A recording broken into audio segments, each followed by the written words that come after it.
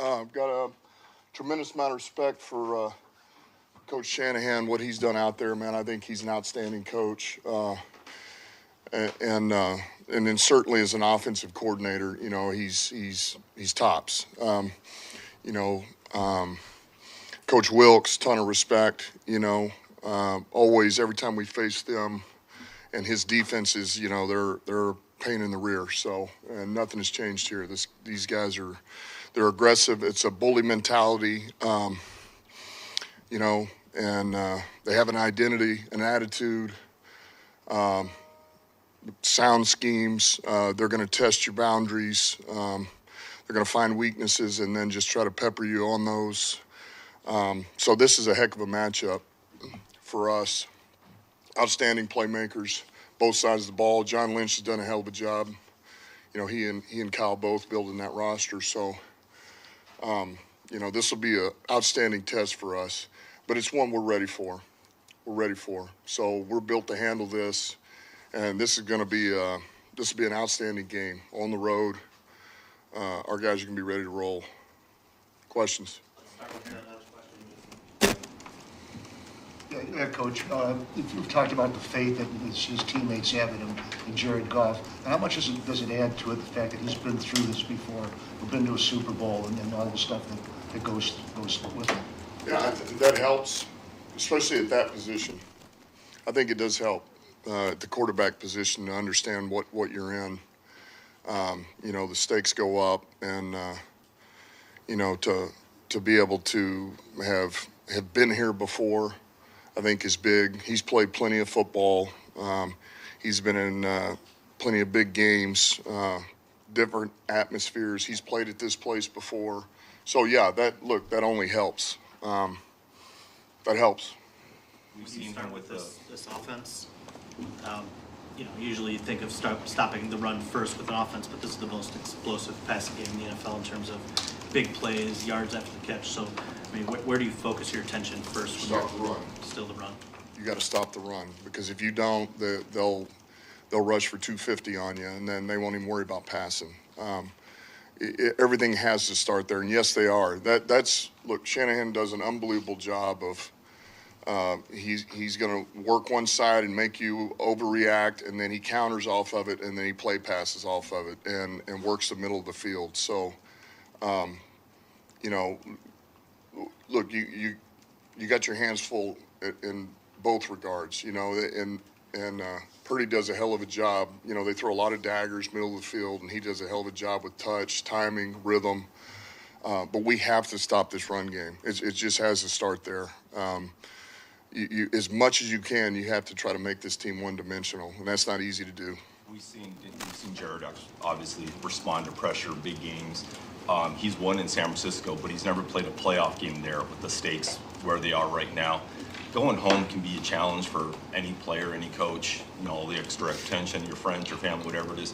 How do you think will you do anything to help him manage that? Do you think he's good handling that, just not having really been in this exact situation before going home? He's going to be great. I feel great about Goff. He's the least of my concerns. He's going to be just fine. For him, he's done this before. He understands it. We're back on the road, and it'll be you know, a loud environment. But I mean, we've been in some big games on the road over the last year and a half, and he's performed well. And look, we threw a ton on him last week. Now, I know it was at home, but we put a lot on his plate. You know, as advanced as that defense was, all the different things they do, that required that he take on a heavy load to get us in the right play, find the matchups, you know, read coverage, and he was outstanding with that. And so he's going to be fine. He's going to be ready to go. So I'm not worried about that. Just as a quick follow-up to that, you as a coach or player, whatever it is, when in your time, I mean, I think they had cell phones in your time when you were playing, but do you turn them off? What do you do? That old? I thought I think they had cell phones. Yeah, we did. I think they'll pop up with the long antenna. Yeah, anyway, I'm sorry. Keep going. What do you do to just block out that noise? Is it hard? People asking for tickets and whatever? Man, it's hard. Now, all that being said, that's kind of the world we live in now. You know, that's most of these guys have grown up, and that's what they know. This is all they know. And so, you keep that in mind. But it is a strain when you start. I think in some regards, this may actually be easier on our guys because, all these 2 home games, which has been phenomenal. You got I know a lot of our players had family and friends that came in, and there's a lot of tension being pulled, when they go home at the evenings and the games getting ready. And I thought we handled that really well. Whereas now we go on, there'll be some guys that are from Cali. But all in all, I think it can actually be a little bit less stressful on our guys from the outside. But I think it's no different than anything else we talk about every week. Just you got to put all that behind you. You can't let that be the main thing. Your focus has got to be on this game plan, this opponent. Because the most important thing is that your teammate knows that you're going to handle your business. And it's not about the outside things. It's not about here we are. This is the biggest issue right now. Most time I come in here and there's 20 of you. And now there's a whole packed room, people I don't even recognize. And that's what our players are dealing with. It's all the extra attention outside of the norm. That's the issue. It's not the opponent. It has its own issues that we'll deal with, but it's all the outside attention and where they're getting pulled from every area. You got friends, you got family reaching out. Unbelievable, you guys are here again. What are you going to blah, blah, blah. And, you're such a phenomenal player. You're a phenomenal coach. You're a phenomenal GM. And pretty soon, if you forget that it's us and it's about the team, I think that's always the challenge this time of year when you get in these type of games and settings. You said this was one that you're, built for when you came out. You're ready for this. You're built for, and you've said that before. What is it that you guys have done on the field or to handle some of those things that you're confident these guys are ready for? Not just the game, but the stage that they're on. Yeah, I think Look, everything starts with ability, right? You have to have ability in this league. We have ability, but deeper than that, you have to be able to handle the ebbs and flows of a game in a season and playoffs, and that's what has been built for 3 years now. And so that's what gives me faith. Look, there's going to be things that are going to happen in this game that it's going to look like it's out of control, and it's not going to go well for us. And as long as we just play the next play, it'll turn. And that's what we've done all year. And that's the most important thing to keep in mind. But you got to be made a certain way, and the team has to be made a certain way to be able to handle that. Otherwise, you just crumble. So that's what gives me faith. We have a team that's built that way. You see the backdrop, the NFC Championship, obviously, it's all new here. But from a personal perspective, now you experienced the lowest of the lows within this franchise as a player. Not many coaches get a chance to do that with their former teams. Man, I guess for you, what did you learn, man, going back? If we can go back to 2008, when you was actually a player on an 0-16 team, did that give you a greater appreciation for what you're able to do now? Like, what did you learn from that or take for that? Like, how tough it is to get wins and get to this position now? Yeah, I really don't want to go into depth about all that, certainly it wasn't, Now, look, I got hurt early. I wasn't around for the whole year, but, it's one of those where you can't get out of your own way. You just continue to find ways to lose, unfortunately. It always comes down to just the little things and everybody doing the little things. And it comes down to the right people everywhere across the board. And so, look, you're always going to learn lessons over time, no matter where you've been, the good and the bad. And some of the best lessons you learn are when things don't go right. And so I've been fortunate to see it all. I've seen it all. Been at the lowest and I've been at the highest. And you learn along the way. And that helps, right? It helps. So I'm glad we're not there anymore. Dan, what do you like most about what your defense is doing right now, and how would you describe the moxie within that locker room with that group? Yeah, we're disruptive. We're disruptive. We're aggressive, and we hit. And that to me has got to be what we're about.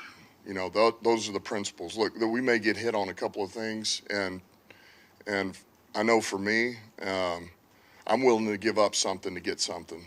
And sometimes you got to, things may happen, but that's okay because it'll pay dividends by the time you hit the fourth quarter. And I think that's what we're doing. I think it is a salty group. They play hard. They're pretty sound. And we're competitive. You know, I think AG's done a hell of a job of mixing things up. You know, we've got enough coverage versus pressure there. We're starting to figure out, you know, some of our better pressure players, guys that can do that on the perimeter. And I think you see our confidence going up. It's really gone up over the last 6 weeks. You know, we started hot, and then we just kind of hit a rough patch, and then we came through it, and we're on an uptick right now. You know, we got 2 takeaways the other day, which is huge, and that's got to continue for us. But I go back to the way we're playing there, the way we play on offense and special teams, it's the right recipe. Dan, was there a game, a moment when you realized this is possible, we could go to the NFC Championship game? And I don't necessarily think like that. To me, it's 1 week at a time. You know, I kind of mentioned this before. It's about finding a way to get the most wins you can, get yourself in position to where when you get in the playoffs, you have, you know, you the best possible advantage to advance. And then you get to that one, and it's all about that one. And then you get to the next one, then you get to the next one.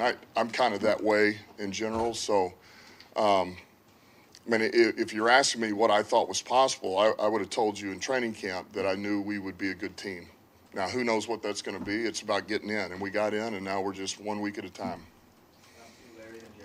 Dan, of all the many things St. Brown does well, what do you appreciate the most? His consistency. His consistency. The things that he does every day in practice and every game show up all the time. That to me, and that's what a pro is, you know, and it's why he's a pro. I mean, it's you can write down everything that he's going to do, and he'll do it, man.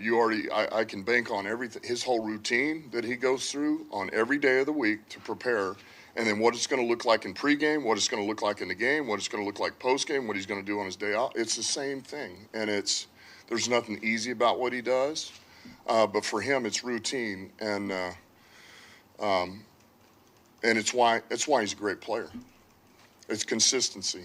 You know exactly what you're going to get every time. So it's easy when you have a guy like him on your team. It's easy to game plan with him, what you can do, because you know what you're going to get.